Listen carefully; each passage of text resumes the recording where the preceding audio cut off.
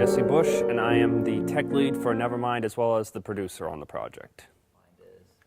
My name is Doksu Choi, and I'm basically a game designer, but mostly doing the level designs at the moment, including mazes and and 3D mazes and 2D mazes, and also like interactive puzzle pieces, stuff like that. My name is Samuel Wu, and I'm a programmer currently working on getting a sound system into the game. So my name is Konstantin Brozhnik, and I'm one of the creative producers on Nevermind. My name is Andres Ramirez. My primary role on Nevermind is as a developer, programmer.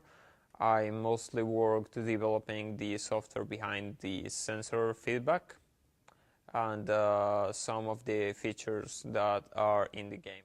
My name is Cameron Donnelly, and my role on the project has been a gameplay programmer. I've done a bunch of different things, so I'm not really sure what I should mention. I guess the basic kind of system for most objects for the player to interact with, hooking up most of the clinics so that all that works, Facebook integration, Google integration, things like that. We all kind of work on different parts of the game, but I do a lot of the scripting, so worked on different parts of the game, like, for example, some of the technical effects, some of the gameplay interaction elements and functionality. So like camera work, picking up and dropping objects and interactions with puzzles and everything. So there's a few things. My name is Eric Moen, and I am the hardware engineer for this project. Came on, at the beginning of it, the beginning of the semester. I talked to Dr. Michael Zaida about some project that I could get involved with because I'm a first-year PhD student in engineering, but I've always had a love affair with video games. So it's good to finally get to explore that. He put me in touch with Aaron, the project leader, and basically the designer of the concept. And I really took to it, and so I decided to see what I could do, especially seeing as it's got a beautiful merger with technology and how it interacts with different parts of the human experience.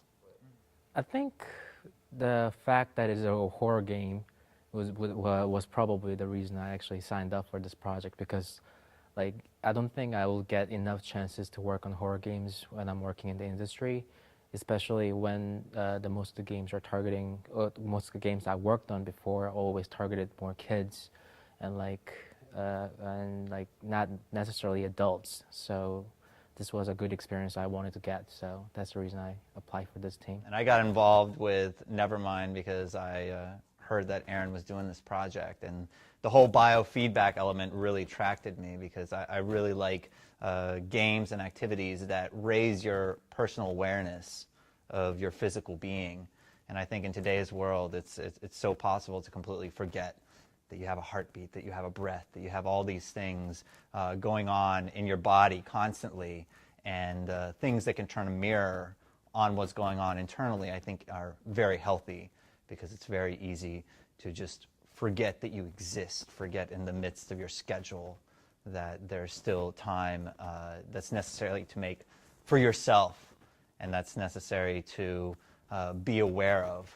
Otherwise, we either become robots or, I don't know, we don't exist. If we're not enjoying the pleasures of being in a physical world, it's not really an existence. And so a game, particularly, that made that as part of the mechanic was something that really attracted me, and I thought was definitely the direction things were heading, and just because it was part of the immersive element of the game.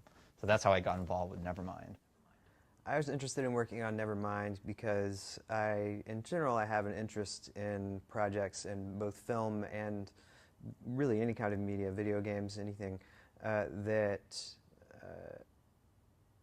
are geared towards thinking and towards originality, instead of the typical just running around shooting things, which I love, by the way, playing those games as well. But I think there's a lot of room for expansion, particularly in the video game industry, into other realms besides role-playing and shooting. And I think there's a lot of promise in a project like Nevermind. There are original ideas all over the place. and there's a lot of room for expansion within the game as well. This project, we got to choose from a bunch of projects, and this one really caught my eye. It just seemed different from the rest of them, and just the concept really intrigued me. I like the idea of a game being really immersive for the player, because I think gaming is all about, escaping reality, at least to me. And this game was a lot about, really immersing the player. As a horror game, it has the potential to really, get the player to be really emotional. So I kind of like that, and I like the concept art, and just the direction of it just sounded cool to me.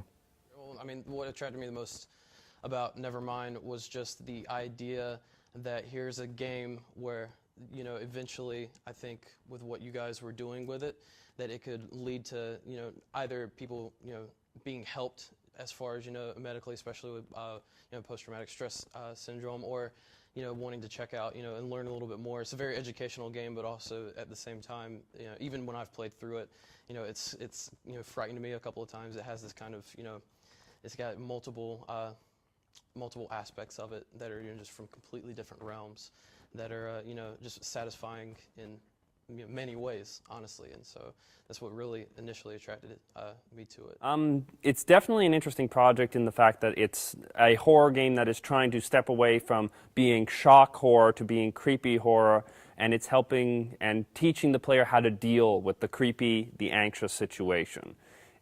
And the fact that it's a game where it's trying to actually do something to help the player in real life is also something that I haven't had a chance to work on before. So that was an enticing part of the project as well.